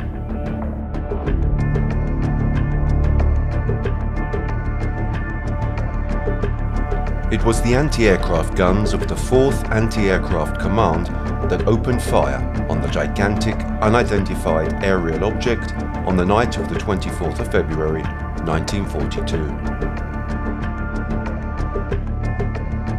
The units involved were the 37th Coastal Anti-Aircraft Artillery Brigade, the 65th Coast Artillery Regiment, based at Inglewood, and the 205th Coast Artillery Regiment, based in Santa Monica. The armament of these regiments at the time consisted of 3-inch and 37mm anti-aircraft guns, and it was a combination of these guns and those in the surrounding batteries that detonated the nearly 10 tons of munitions that rained down on Los Angeles and surrounding cities during the alleged night raid. We will report all the numbers of shots fired shortly. At higher altitudes, the 3-inch guns and 1.5-inch shells from the 37mm guns made no visible impact.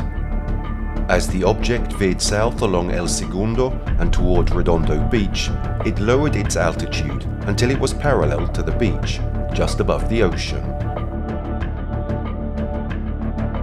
Then, just after passing the Edison plant, it veered sharply diagonally inland, heading southeast, passing over the Happy Hour Cafe owned by the infamous Fifi Malouf.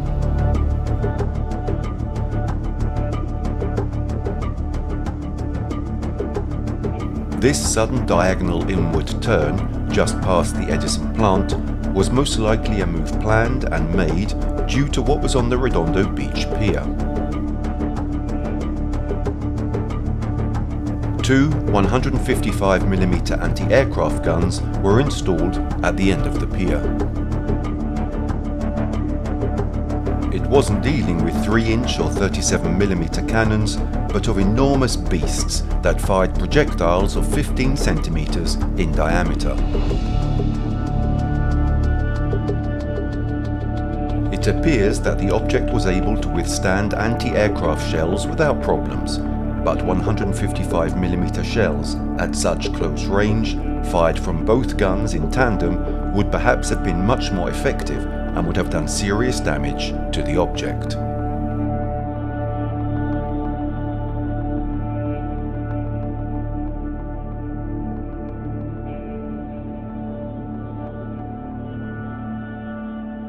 The aircraft then decided to turn inland towards the low coastal hills. The guns on the Redondo Beach pier were unable to rotate 360 degrees, and even if they had been able to, they could not have aimed their muzzles at the object because it was no longer visible, covered as it was by the hills.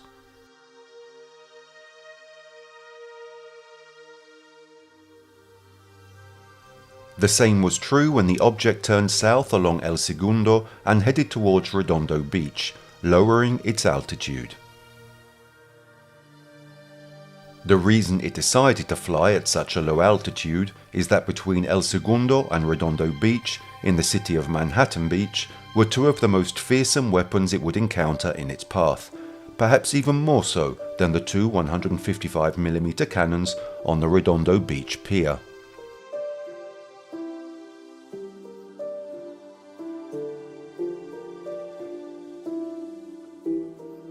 In downtown Manhattan Beach, just a few blocks away from the ocean, were two huge 8-inch railroad guns, mounted on purpose-built flat cars and positioned on a siding built specifically for gun emplacement. By February 1942, both guns were in perfect working condition and already parked on a siding at Manhattan Beach, along what is now Ardmore near 14th Street.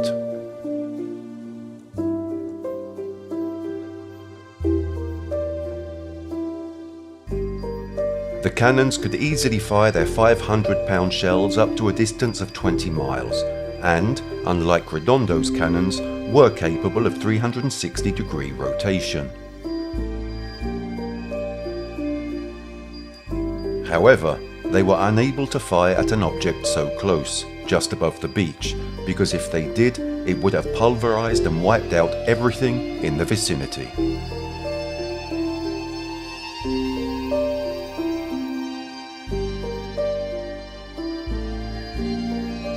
Now, as mentioned earlier, let's review the total number and type of bullets fired against the object on the night of February the 24th, 1942, over the sky of Los Angeles.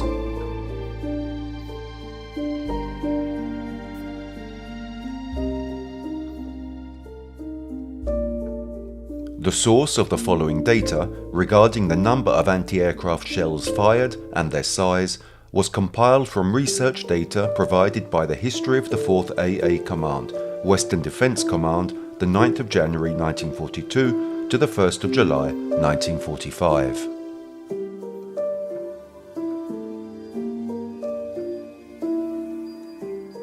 Approximately 1,400 rounds of 3-inch anti-aircraft ammunition were fired at an unspecified variety of targets in the Los Angeles area.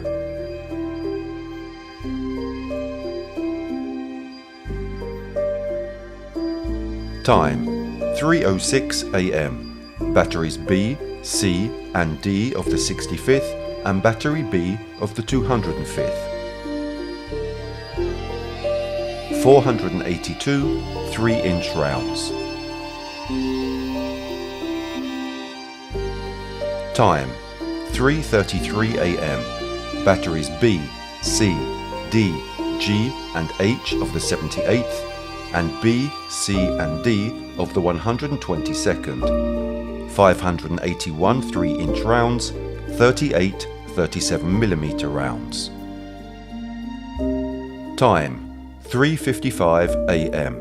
Batteries C and D of the 65th. 100 3-inch rounds. Time: 4:05 AM.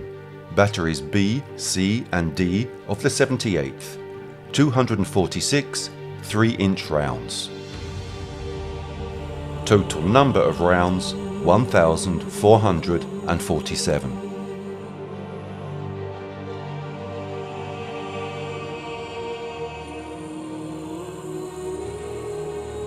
The armament of the regiments involved at the time consisted of 3-inch and 37mm anti-aircraft guns, and it was a combination of these guns and those in the surrounding batteries that expended the nearly 10 tons of ammunition that rained down of all of Los Angeles and the surrounding cities during the alleged air raid.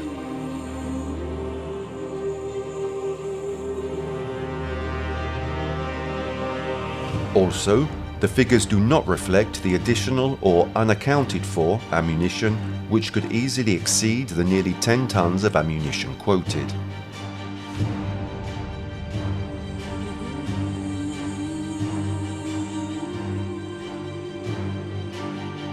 For some reason, the Hollywood Riviera anti-aircraft battery is not included in any of the statistics. It is very likely that it was not in full operation or even on an active operational list, with the crew still in a state of training. It's probable that they just joined in, completely off the cuff.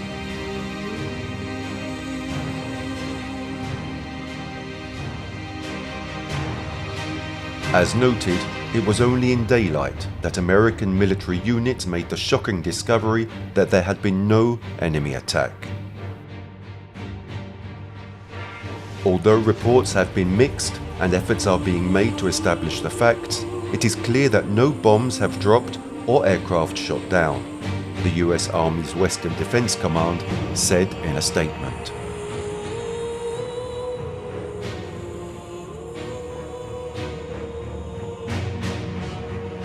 Ironically, the only damage during the Battle of Los Angeles was from friendly fire. Shrapnel from the anti-aircraft defense rained down on the city, shattering windows and ripping apart buildings. Shrapnel landed on a Long Beach golf course, and several residents saw their homes partially destroyed by the 3-inch artillery shells we mentioned.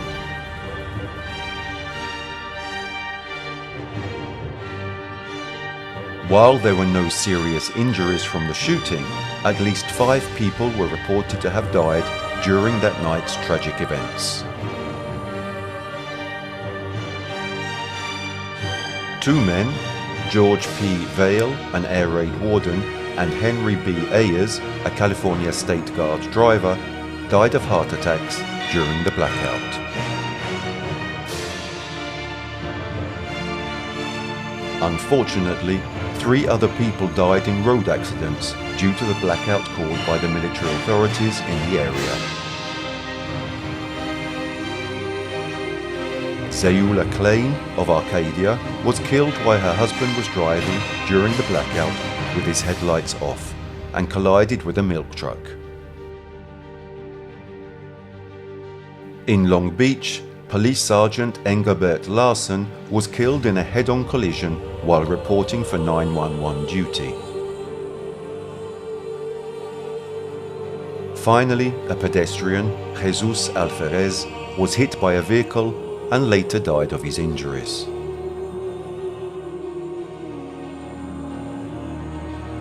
However, despite these tragedies, there was also joy. Several children were born during the Los Angeles air raid, including a robust 12-pound boy, William Dallas Nicholas. The Los Angeles Times wrote in amazement about the newborn baby. Young Nicholas was apparently born under the glare of electric torches, as was revealed yesterday. "Put out the lights, please!" shouted an air raid warden as he hurried down the street, worried that the glow in the dark of night and in the darkness caused by the blackout could be noticed by enemies. However, without being discouraged, the assistance of Dr. Bray, a surgeon working as an obstetrician exceptionally for that night, found several torches in Nicholas's house, and the delivery thus went without complications.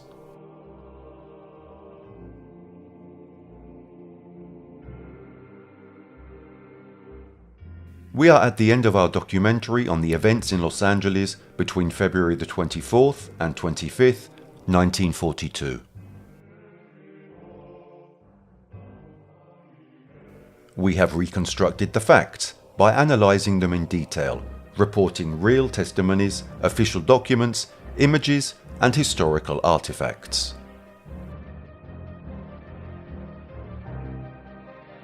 In 1983, the United States Air Force History Office concluded that the initial alarm was caused by weather balloons.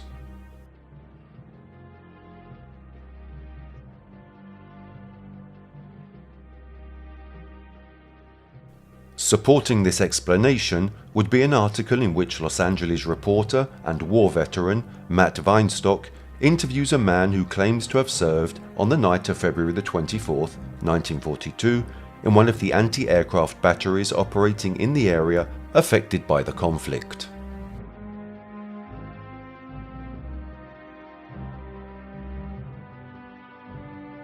At the start of the war, things were pretty scary, and the army was setting up coastal defences.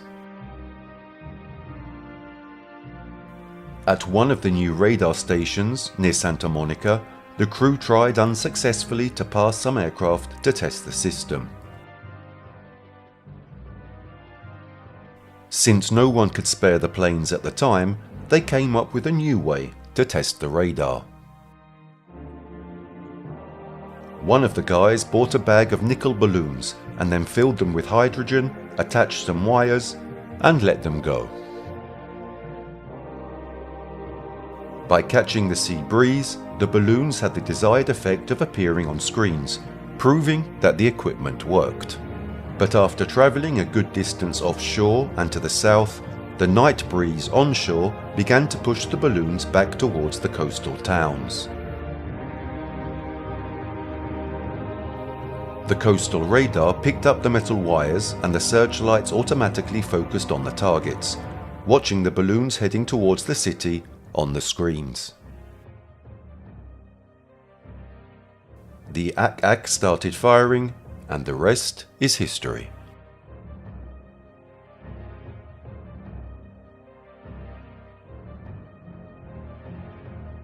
As it happens, the theory of weather balloons is the same and identical conclusion to which the US authorities came to justify the Roswell incident, which occurred 5 years after the events in Los Angeles. Yet, we have seen that there are sufficient elements to support the theory that it was not a Japanese air raid, let alone a weather balloon, or even a ghost ship.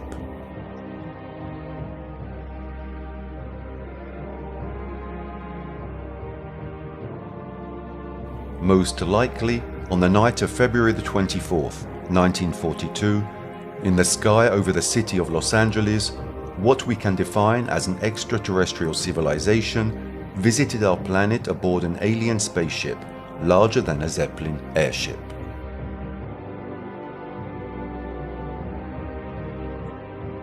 Unfortunately, due to the terrible attack on the Pearl Harbor base that took place only a few months earlier, the US response to that visit was very, very violent, albeit ineffective.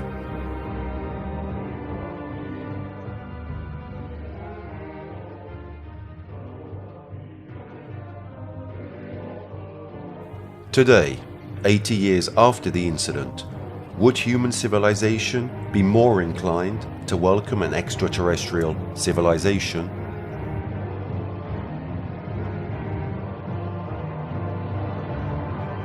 We don't know how to answer this question.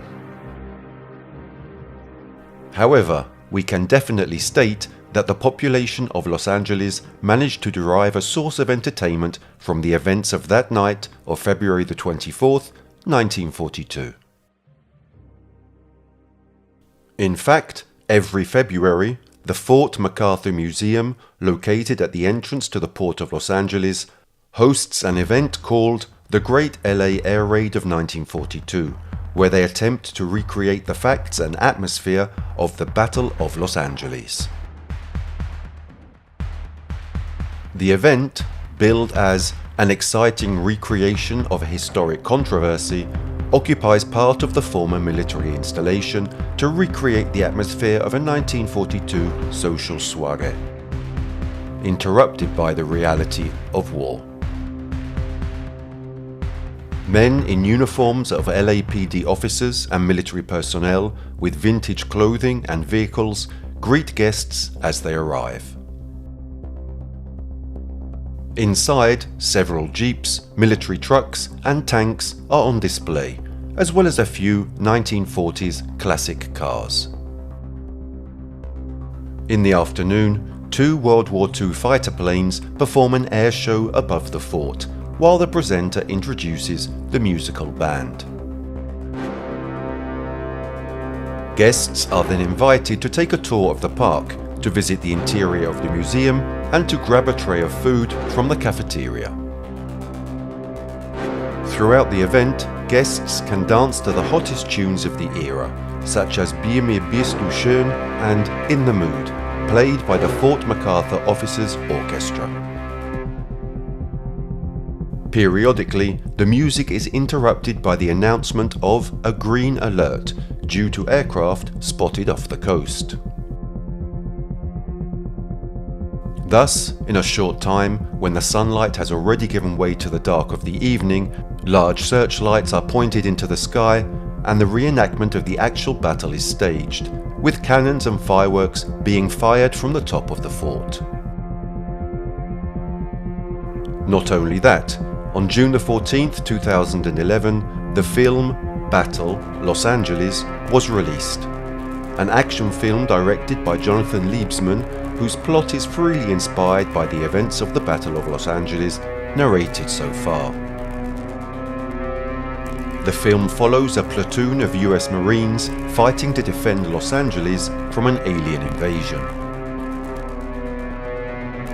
In the film, the clash between the military and an extraterrestrial civilization is clear and well known to all, military, government, and civilians included.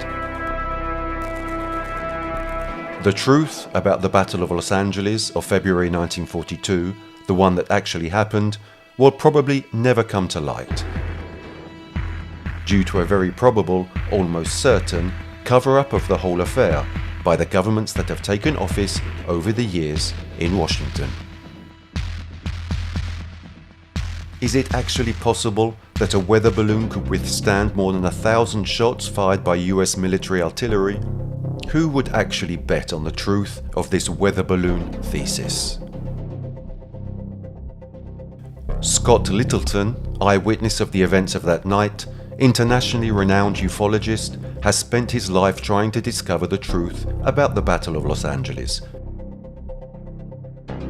and other historical events related to probable extraterrestrial invasion, which we mentioned in the first part of our documentary. He draws his conclusions of the whole story by simply analysing the data and testimonies collected and summarising them in 7 main elements, or, as he defines them, irrefutable pieces of evidence. The object flew following precise, controlled, and we can say, intelligent flight paths. Its absolute invulnerability to gunfire and anti-aircraft guns. Its enormous size, more than 800 feet in diameter, much larger than an airship. Its brilliant white, and according to some reports even orange, glow, which was much more evident when illuminated by the beams of anti-aircraft searchlights. Its oval conformation, with a protuberance on the dorsal side, and the other characteristics that we have described in detail, which made it an object undoubtedly unique in its kind and unlike any aircraft known and designed by human beings. The likely EMF impact on pursuit aircraft flying too close to the object. The absence of any post-war Japanese documentation showing the presence of one of their aircraft over Los Angeles that night of February the 24th, 1942. Littleton believes, therefore, that the most plausible explanation for the object that triggered the so-called Battle of Los Angeles that night is that it was a real, unidentified flying object from beyond our planet. Littleton concludes by saying that he is convinced that the episode he witnessed that night 80 years ago, when he was only 8 years old, was a clear sighting of an unidentified flying object, or a UFO. Not only that, he also strongly states that the Los Angeles sighting must be counted among the most important episodes in the history of this extraordinary phenomenon. In short, will we ever know the truth behind the Battle of Los Angeles, or, more generally, about the UFO phenomenon? In this regard, in recent years, the US government seems more inclined to provide more details and information regarding this phenomenon, now called with a new acronym, namely UAP, Unidentified Aerial Phenomenon. In fact, a recent Pentagon report would reveal a significant increase in reports of such phenomena made by military and members of the US Navy and Air Force, reaching 350, half of which have remained unexplained so far. The report was released by the Office of the Director of National Intelligence in collaboration with the US Department of Defense's All-Domain Anomaly Resolution Office.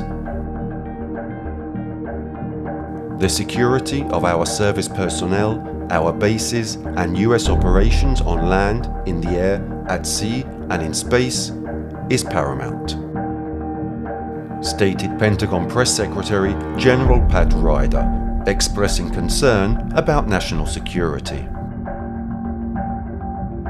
We take reports of incursions into our designated space, land, sea, or airspace seriously and investigate each one.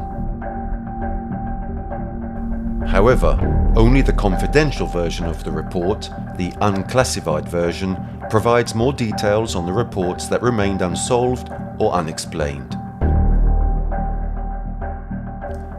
Despite this, we expect that in the following years, the US government, and more generally the governments of the whole world, will show themselves more inclined to study the UFO phenomenon, or if you prefer it, the UAP phenomenon, in a serious and in-depth manner, and that they will above all be more willing to share information and discoveries about it. We conclude this documentary on the Battle of Los Angeles by reporting a recent statement by Bill Nelson, Administrator of NASA. Who am I to say that planet Earth is the only place where there is a form of civilized and organized life like ours?